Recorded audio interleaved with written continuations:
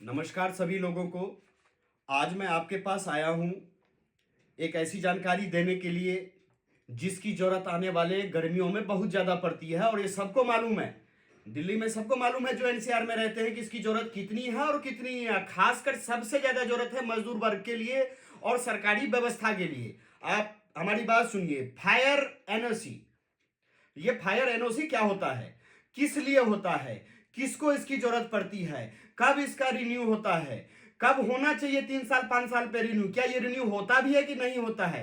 पहले मैं आपको घटना का जिक्र बताता हूं कि ये ना होने से कैसे घटना होता है और कैसे आदमी मजदूर जो है वो मौत का हवाले किया जाता है मजदूरों को। पहला घटना अभी करंट में मैं आपकी बता रहा हूं जो आपको अभी मालूम भी होगा। पहला घटना है आपका इंदरलोक में 16 फरवरी 2026 को एक फैक्ट्री में आग लगती है। हताहत नहीं हुआ, किसी की जान नहीं गई, लेकिन फैक्ट्री धू धू कर जल गया। दूसरा, रिठाला 2025 में जून में एक घटना हुई। रिठाला में एक कंपनी में आग लगी, 6 आदमी झुलस के खत्म हो गए। दिल्ली के अनाज मंडी 2019 का मामला आपको पूरा पता होगा कि 2019 में जब अनाज मंडी दिल्ली में एक बैग बनाने वाली कंपनी थी, जब उसमें आग लगी थी और आग लगने के बाद वहां 43 आदमियों की, समझ जाइए, हत्या। इसको ये मत कहिए कि आग लग के वो चले गए, उनकी हत्या हुई। 43 आदमी मारे गए, अपना जान गंवाए उस फैक्ट्री में।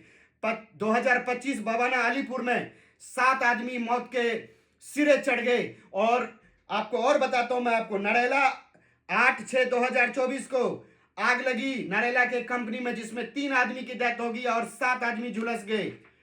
अलीपुर में फिर आइए आप, बवाना अलीपुर अब बादली, सबसे बुरा स्थिति है यहाँ की। लेबर डिपार्टमेंट को कई बार हमने सूचित कर रखा है। अलीपुर में है 25/6/2024 को आग लगी एक फैक्ट्री में, 83 लोगों की हत्या हो गई और 350 आदमी घायल हो गए। मुंडका 2022 में एक फैक्ट्री में आग लगती है, केमिकल फैक्ट्री में, 13 लोग मौत के हत्थे चढ़ जाते हैं और 27 लोग घायल होते हैं।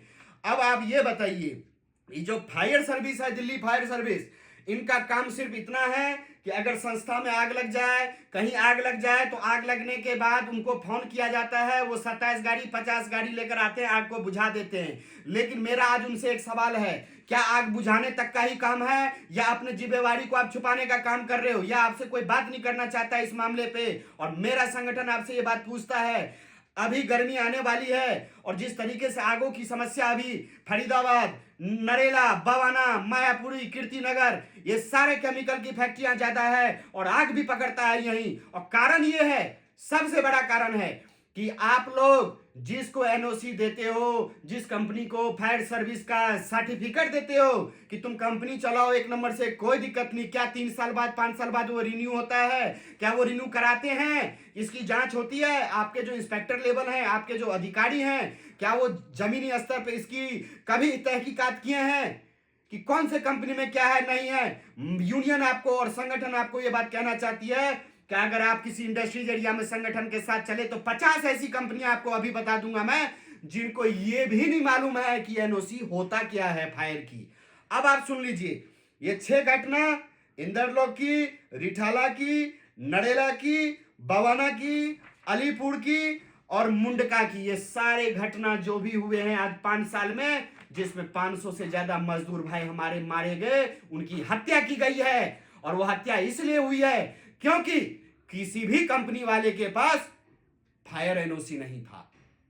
अब जब फायर एनओसी आपके पास नहीं रहेगी तो आप ऐसे ही आग लगाते रहिएगा, ऐसे मजदूर जो है अपने मौत की बलि चढ़ते जाएगा और तमाशा देखने वाले की कमी नहीं है, तमाशा ऐसे ही चलता रहेगा। और बराबर हमारी संगठन इस पे आवाज उठा रही है, ना तो इन लोगों के पास फायर एनओसी होता है, ना फायर ऑडिट रिपोर्ट्स होता है, ना अग्निशमन उपकरणों का मेंटेनेंस रिकॉर्ड होता है, इमरजेंसी इक्विपमेंट प्लान का मॉक ड्रिल नहीं होता है इनके पास, स्टाफ को ट्रेनिंग नहीं दिया जाता है कि अगर ऐसा समस्या है संस्थान में आग लगे तो पीछे की दरवाजा होते हैं, पीछे की दरवाजा से उनको बाहर किया जा सकता है, कुछ को बचाया जा सकता है, राहत दिया जा सकता है। लेकिन भ्रष्टाचार में लिप्त कंपनी वाले एक ही गेट बनाते हैं। आपको याद होगा नरेला में जब आग लगा था, मजदूर भागने की कोशिश कर रहे थे कि किसी तरह से हम आग लगे हुए बिल्डिंग से छलांग मार के अपने आप को बचाए, लेकिन वो बच नहीं पाए, सब जल के खत्म हो गए। वहां पे बिल्डिंग का कोई प्लान नहीं। किसी भी बिल्डिंग में आप फैक्ट्री डाल दोगे, क्या वहाँ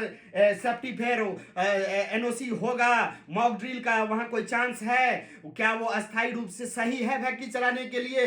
ये कौन जांच करेगा? ये किसकी जिम्मेवारी है? ये मेरी जिम्मेवारी है, ये इनकी जिम्मेवारी है, जनता की जिम्मेवारी है, प्रशासन की जिम्मेवारी है? प्रशासन घटना के बाद क्यों जागती है?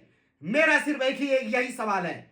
अभी ठंड है, आप ही बताइए, ठंड में ऐसे कंपनियों में आग लग रही है जहां हत्थे चढ़ रहे हैं मजदूर, और कोई नहीं मरता बाबूजी। सिर्फ मजदूर को मरना है, किसान को मरना है, कोई नहीं मरेगा। ये सूट बेल्ट वाले ऐसे ही पड़े रहेंगे। इसीलिए मेरा आज इनसे आग्रह है, और मैं हाथ जोड़ के इनसे आग्रह करना चाहता हूं, माननीय मंत्री जी से, अपने डिपार्टमेंट से, दिल्ली पुलिस से, दिल्ली फायर सर्विस से, एमसीडी से, कि ये अपनी जिम्मेवारी तय करे और इंडस्ट्रीज एरिया में जो भी कंपनियां चल रहे हैं इनको नोटिस जारी किया जाए और इनसे पूछा जाए कि क्या आपने एनओसी फायर का एनओसी ले रखा है, और अगर नहीं ले रखा है तो उसके ऊपर चालान किया जाए, सील किया जाए कंपनी, और अगर ले रखा है तो उसकी रिन्यू हुई है कि नहीं हुई है। माननीय, अगर रिन्यू हुई होगी और फायर सर्विस का एनओसी इनके पास होगी तो बहुत कम चांस होंगे हमारे मजदूर भाई की जान गंवाने के लिए। नहीं तो इसी तरीके से अभी गर्मी आ रही है, फिर गर्मी में आग पकड़ेगी, कहीं केमिकल के कंपनी बर्बाद होंगे, कहीं इलेक्ट्रॉनिक्स कंपनी में आग लगेगा, कहीं इलेक्ट्रॉनिक कंपनी में आग लगेगा। इसकी जिम्मेवारी तय कौन करेगा? ये कब से हम आपको बात बता रहे हैं। हम फरीदाबाद से भी संपर्क किए हैं, वहां भी फरीदाबाद हरियाणा में कई आदमी मौत के हत्थे चढ़ चुके हैं, वहां भी घटना होती है। खैर वो राज्य सरकार की जिम्मेवारी बनती है, लेकिन जहां भी मारे जाएंगे, जिस राज्य में मारे जाते हैं, वो हमारे मजदूर भाई होते हैं। इसलिए आप काम तो कराना जानते हैं, लाखों रुपए कमाना जानते हैं, टर्नओवर बनाना जानते हैं, हर कोई चाहता है अपने कंपनी को फर्श से लेकर अर्श तक हम लेकर जाएं, लेकिन कभी मजदूरों के बारे में आपने नहीं सोचा है। इसलिए सोचिए, जागिए, और जितना जल्दी होता है इस घटना पे आप खड़े उतरिए। और फायर एनओसी के लिए अगर आपसे नहीं होता है तो आप यूनियन से सहायता मांगिए, आपको यूनियन सहायता करेगी कि कौन चोर है, कौन उचक्का है, किसके कंपनी में क्या है, हम आपको बताएंगे। हमें मालूम है कि कौन एनओसी रखा है कि नहीं रखा है। आज आग लग जाए, आज 4 आदमी मर जाएंगे, बाद में आपकी पार्टी आएगी और वहां आग बुझाने का काम करेगा, पुलिस आएगी, दरोगा आएगी, लेकिन जिसको हत्थे चढ़ना होगा मौत का, वो चढ़ चुके होंगे। इसीलिए फिर से मैं आपको बताना चाहता हूं कि संगठन इस तरीके का रवैया आपका बर्दाश्त नहीं करेगा और आपका पर्दाफाश करता रहेगा कि आने वाले समस्या को आप चाहो तो हल कर सकते हो, लेकिन आप हल नहीं करते हो। आप मौत के हवाले छोड़ रखे हो कि कंपनी चलाओ, हमें हमारे जेब में पैसा देते रहो और मौत की बलि इनको चढ़ने दो। ये संगठन नहीं ऐसे कामों को बर्दाश्त करेगी। और इस वीडियो के माध्यम से, इस चैनल के माध्यम से मैं आपको सूचित करना चाहता हूं कि आप अपने फायर सर्विस की जिम्मेवारी तय करें, सिर्फ आग बुझाने तक का काम ना करें, आग बुझाने का नौबत ना आए वो काम करें, ताकि उन मजदूरों का भला हो सके। नमस्कार।